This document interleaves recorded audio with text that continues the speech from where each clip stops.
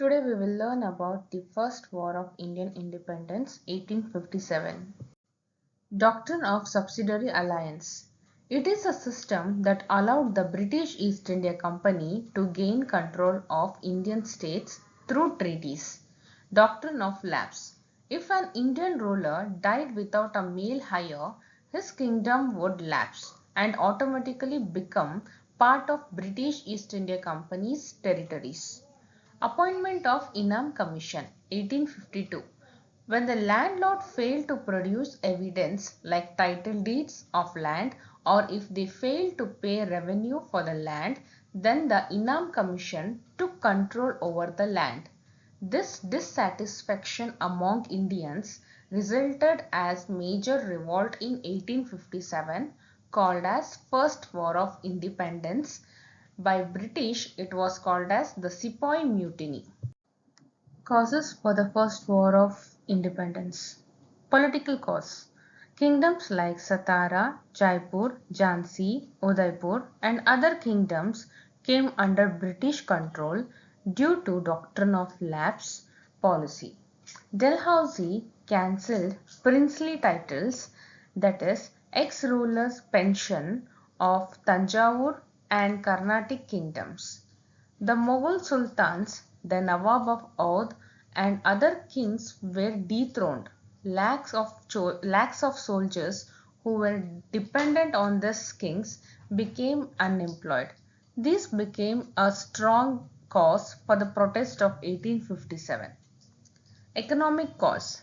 Due to the Industrial Revolution in England, Indian handcrafts and cottage industries suffered heavily. England, instead of being a trading country, became a hub of industries.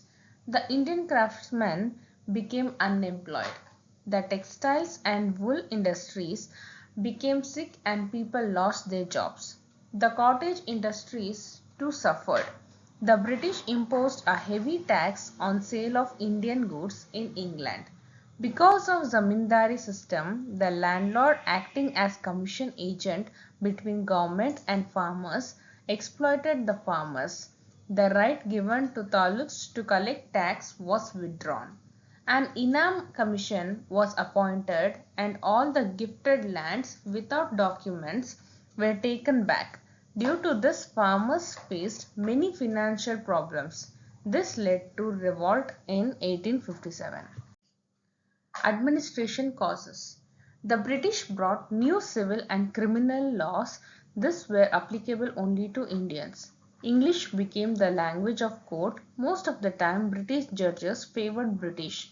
The aspiration of new rules were not understood by the common people. Military causes. The condition of Indian soldiers in the British Army was pathetic. The status, salary and promotions that British soldiers enjoyed were not given to Indian soldiers. Indian soldiers were asked to cross oceans to serve on foreign land. These were the cause for First War of Independence. Eruption of the revolt and its spread. Greased cartridges. The Indian soldiers were given new rifles called Royal Enfield. Rumors spread that the cartridges used in these rifles were greased with cow and pig fat. This violated the religious beliefs of both Hindu and Muslim soldiers. At Barakpur, the British officers ordered the Indian soldiers to pull the safety catch with the help of their teeth. Mangal Pandey, Indian soldier, rejected it and killed British official.